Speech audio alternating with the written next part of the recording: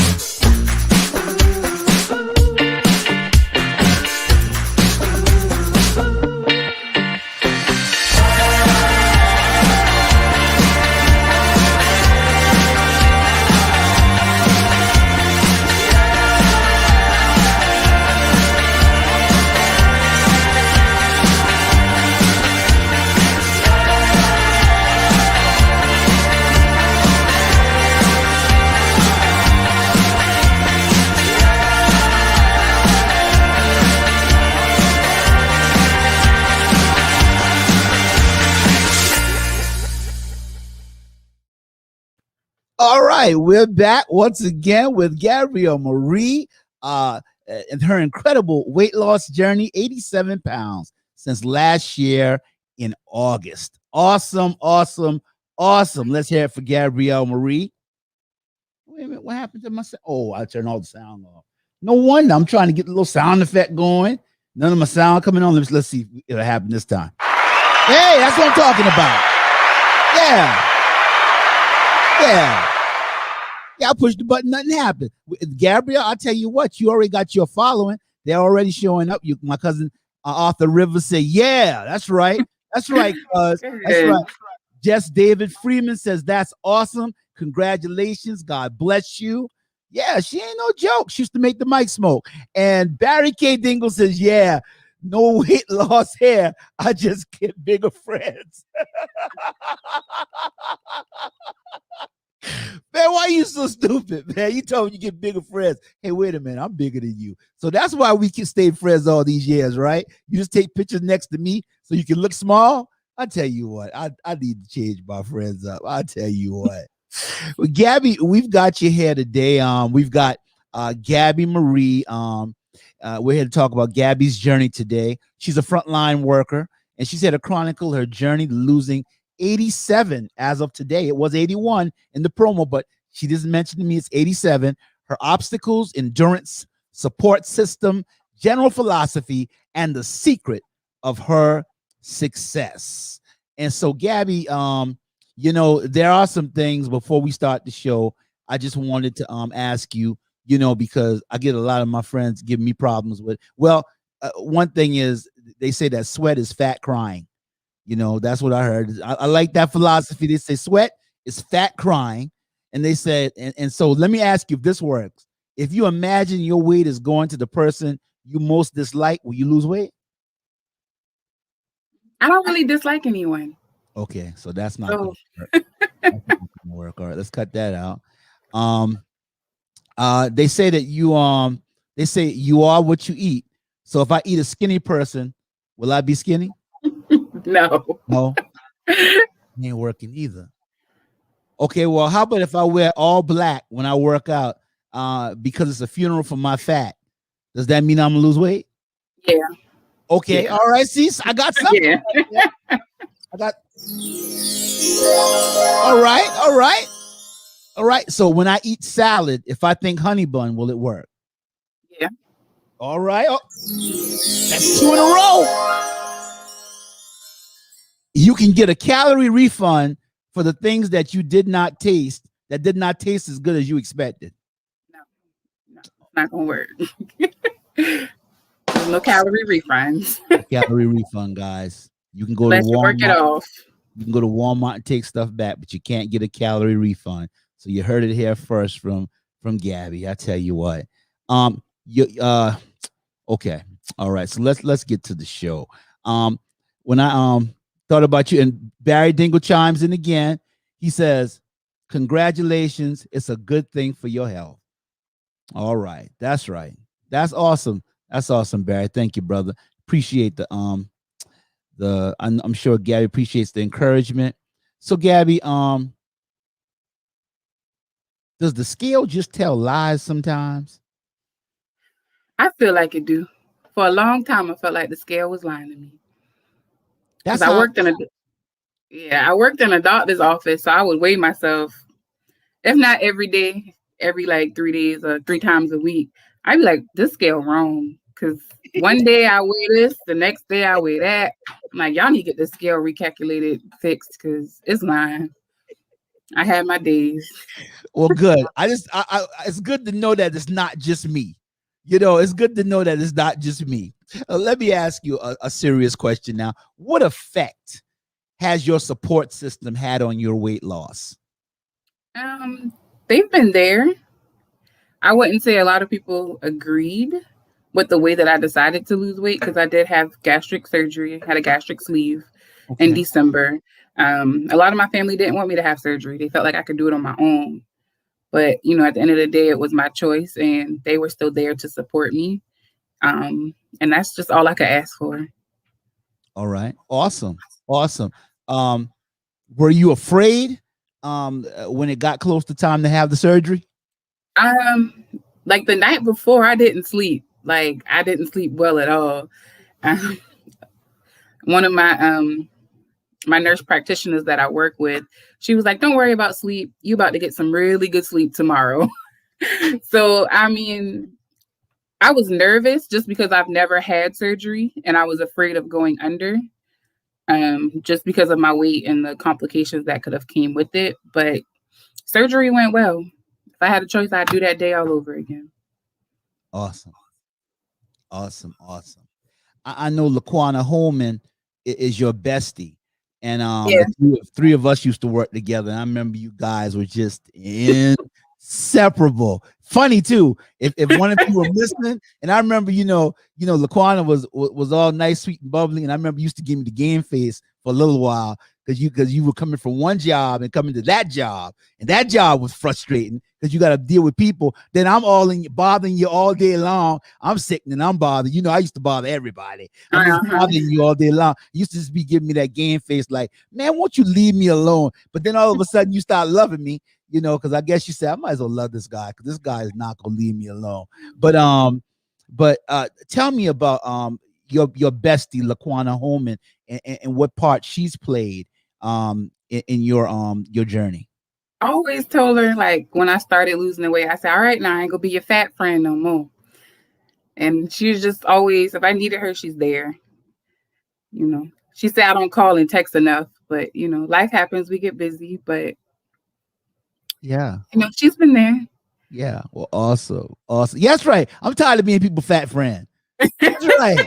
You won't be everybody's fat friend. Let me tell you, when you're the fat friend, that's when, like, for guys, when you go play basketball, everybody will be skinny. I'll be the only fat one trying to stick the skinny dude. And so let me tell you, I'll be like, listen, I'm not catching no stroke, having no stroke or no heart attack. Nah, for real. I remember Michael Bryant, Bam Mab. He's a good friend of mine. I'm gonna tell you this little story, right? I gotta tell you this. Bam Mab one day we were out there playing, I think the gym in Timberland. One of our friends used to be able to get the gym. So we were out there playing basketball. And so the dudes we were sticking, man, these guys were tall, skinny, younger, better looking. They had everything going, you know, and run all day. And I was wondering why this guy I was sticking would never miss any shots. Well, finally, about mid-game, they finally, I mean, I couldn't do nothing. I could foul them, nothing. Finally, about mid-game, they told me that this was the Florence men's basketball team that we were scrimmaging against. Yeah. So you know what happened then? I pull a muscle. That's right. I pulled my own muscle, went and sat on the sideline, take myself out the game. I said, they ain't killing me. But yeah, they treat that friend wrong. I don't blame you. I tell you what, I don't blame you. What motivated you to embark on this journey? My health conditions. I'm only 26, and you know, we live in the South where we have fried chicken, shrimp, collard green, macaroni. You know, we like to eat down here. But with all of that comes high cholesterol, high blood pressure, diabetes. I also had sleep apnea. And I'm like, okay, Lord, this ain't it. So, and it just really, I'm not gonna lie, I like to watch my 600 Pound Life. That's my show. But I also watched Family by the Ton. And I love the season, but I saw myself in the people in that show. And I was like, I got to go back, because I started the journey in 2019, but I stopped for other reasons. So when I saw that show and I saw myself in them, I'm like, okay, Gabby, we got to make a change, because the scale ain't going down, it's going up. So that same day, I called my bariatric office and I made an appointment, and I didn't stop. I did what they told me to do. Don't stop. Get it. That's all right. That's right. Don't stop. Yeah. Get it. That's right. I'm trying to be cool. Don't pay attention. That's right. And so that's what motivated you to embark on your journey. That's awesome. What potholes did you face when traveling towards your weight loss? What was the question? What potholes did you face in the road when you were traveling towards your weight loss? Yeah, like, the program basis is based off of starch addiction or sugar addiction. So giving up initially the bread, rice, pasta, potato, sugar, you know, that's hard, especially where we live. That's like my biggest thing. I mean, every day isn't going to be perfect, but I just tell myself, don't make a bad day a bad week. Don't make a bad week a bad month. You can always change. Awesome. And you know, we talked about portion a little bit earlier. You know, especially in the Black community, we always fix that cookout plate. So you get that cookout plate. You got like 4 or 5 meats on it. You know what I mean? That's the first plate. That's gonna be my first plate. You're going back and get a second plate, and you know, you fill the plate to capacity. You eat the plate. You go back and eat another plate, and then you sit down and you're like, I'm going to sleep. I'm tired, and you get diabetes. And but was it hard changing those habits? Initially, yes. But if you do, like, the practice I went through is awesome. You call, they answer. You send the email, they email you back. They're there with you every step of the way. So if you just do what they tell you to do, it's a high protein, low carb, not no carb, but low carb meal plan. It's like I don't want to say diet, because it's not a diet, it's a lifestyle change. I'm gonna eat like this the rest of my life. But if you do what they tell you to do, you have no problems. Awesome. Okay. All right. And being that people have not been gathering during the pandemic, did this play a part in helping your weight loss or hurting it? I guess I don't really know. I wouldn't say it hurt it, but you know, with the gyms and stuff being closed, because for a while the gyms and stuff were closed, I think that kind of hurt it more so, especially because the time just changed, and before it got dark at like 5. So when I got home, I couldn't go out and walk or exercise. So it kind of hurt it with the gyms and stuff being closed. Okay. And I didn't think about that. I was thinking about along the lines of, since you know, Aunt Sally or Aunt Millie ain't having that the cookout and get that 2 plate.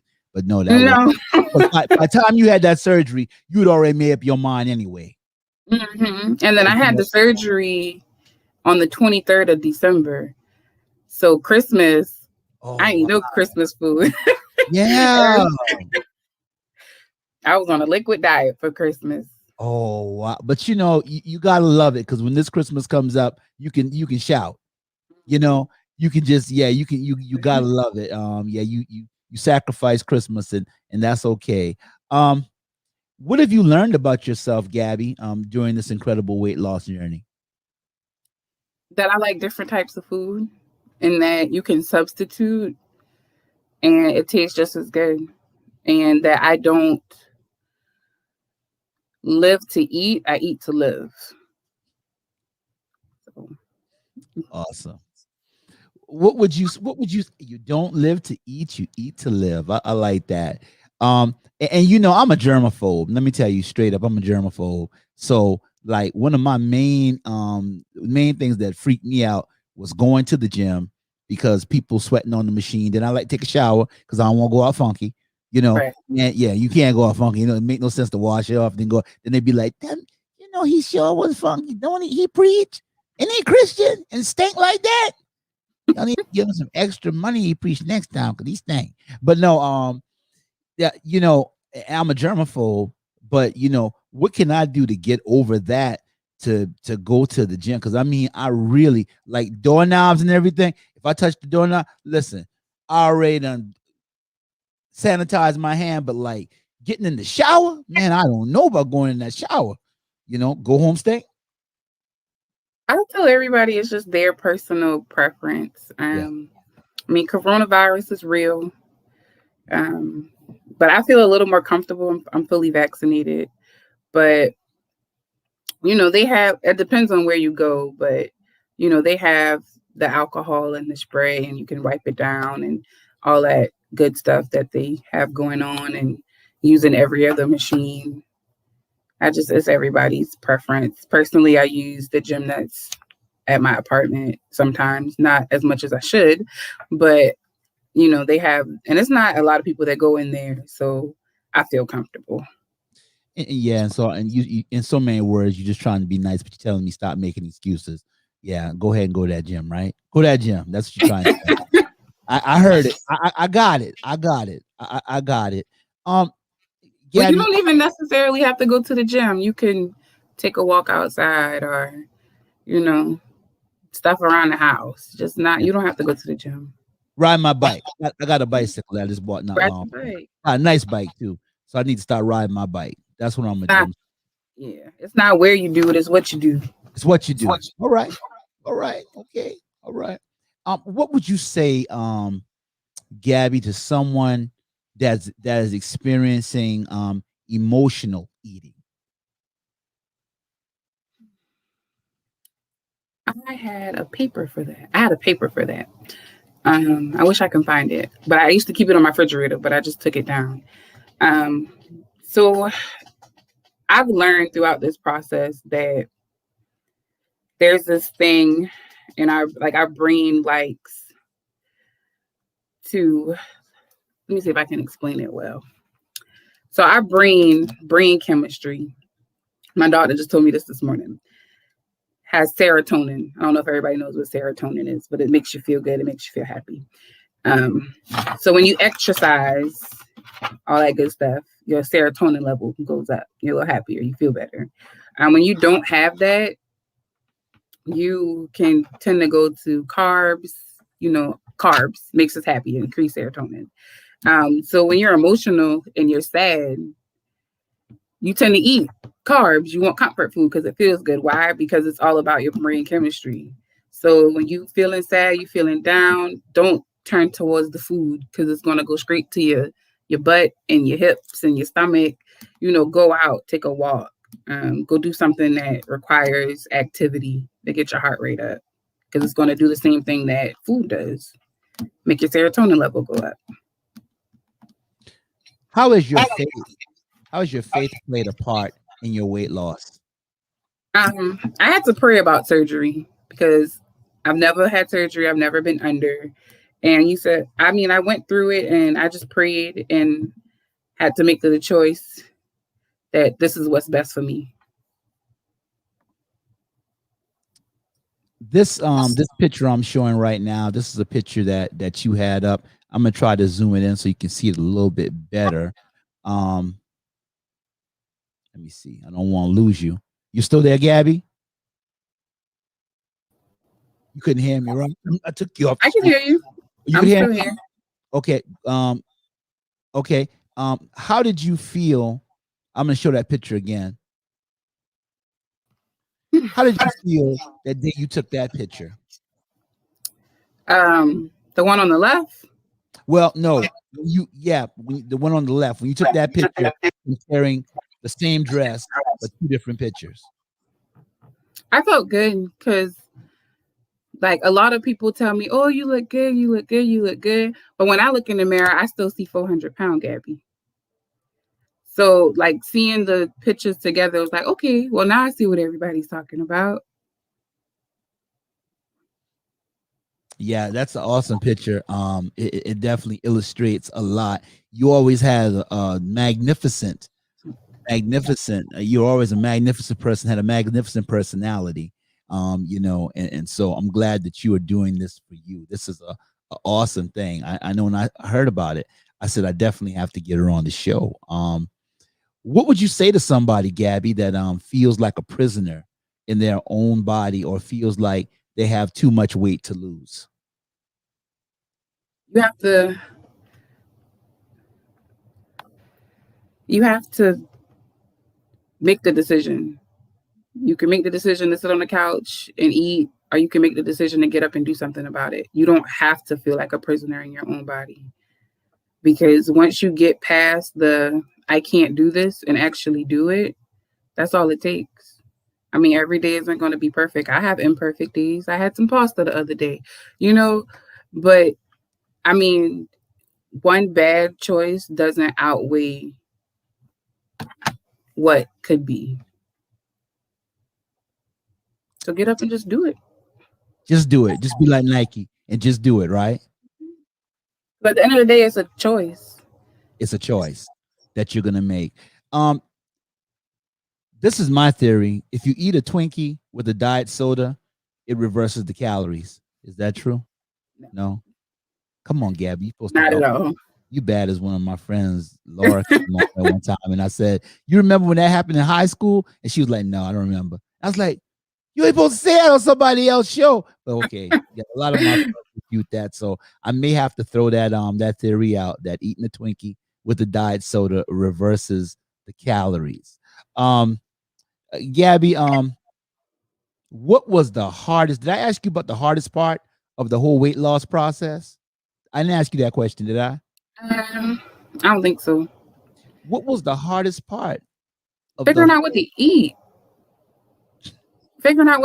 Like, Lord, you just be in here, and I've eaten a lot of the same meals just because I couldn't think of nothing else to eat.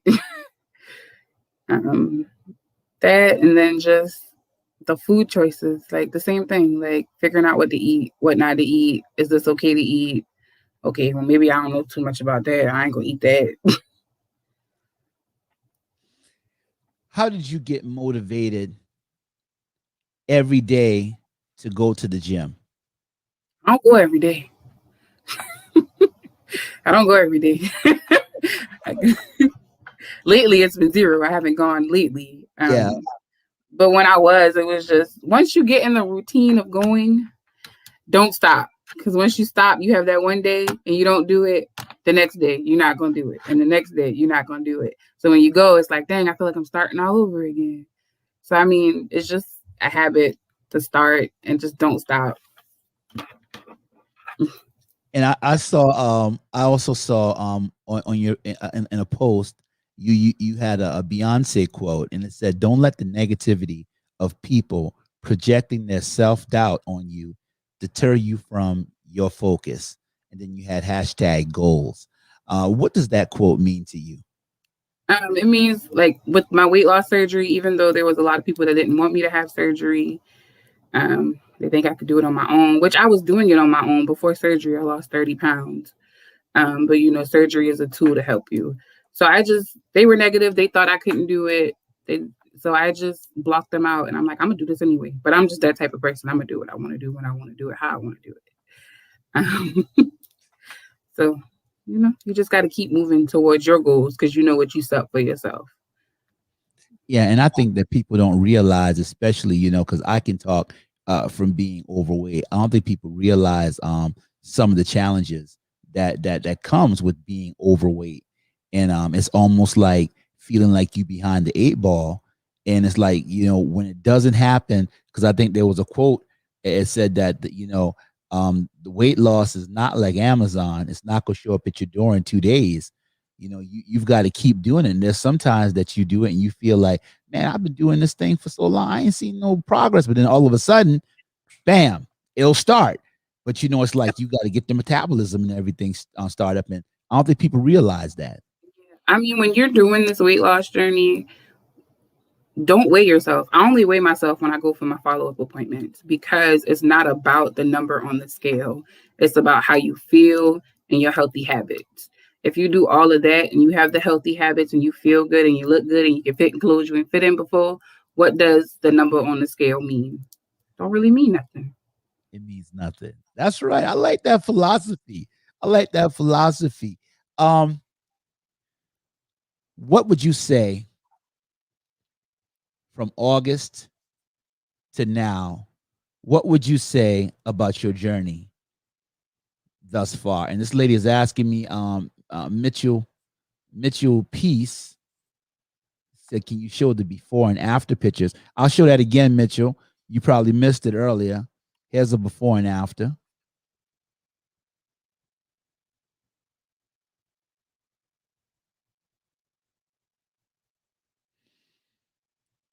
From August of last year until now, this is my last question. So I know you're saying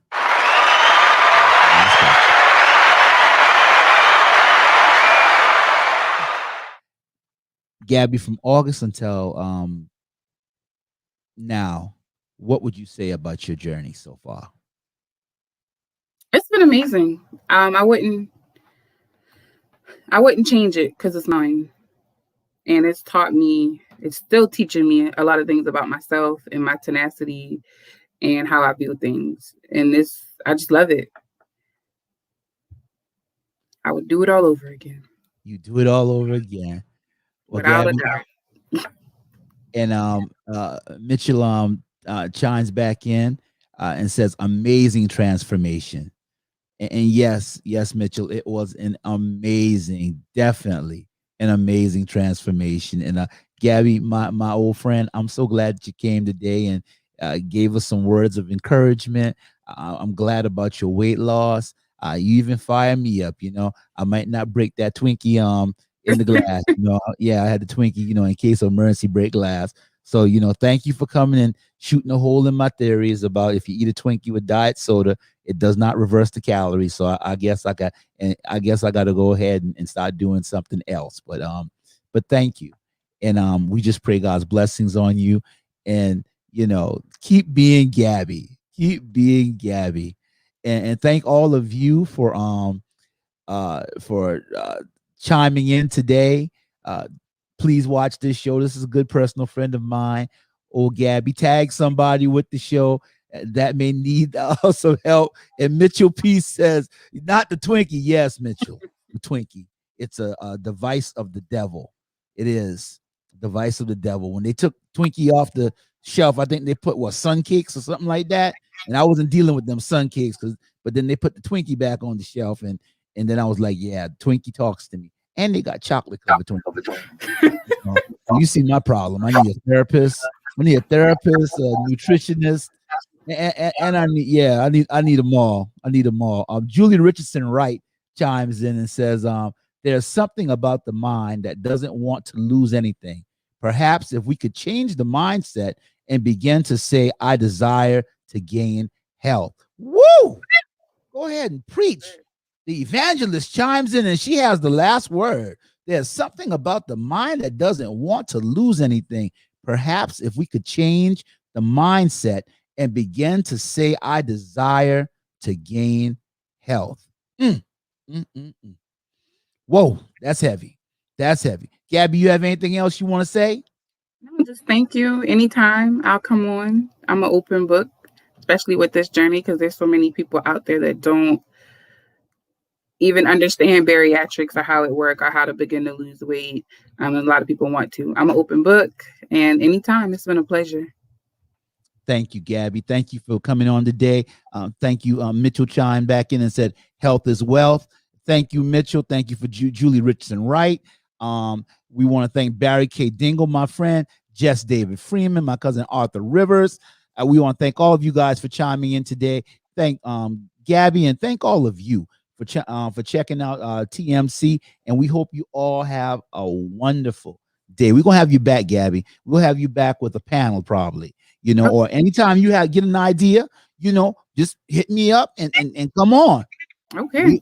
We'll work it out. All right. I'm here for it. Because you remember we served in the Corps together, not the Marine Corps, but I Corps.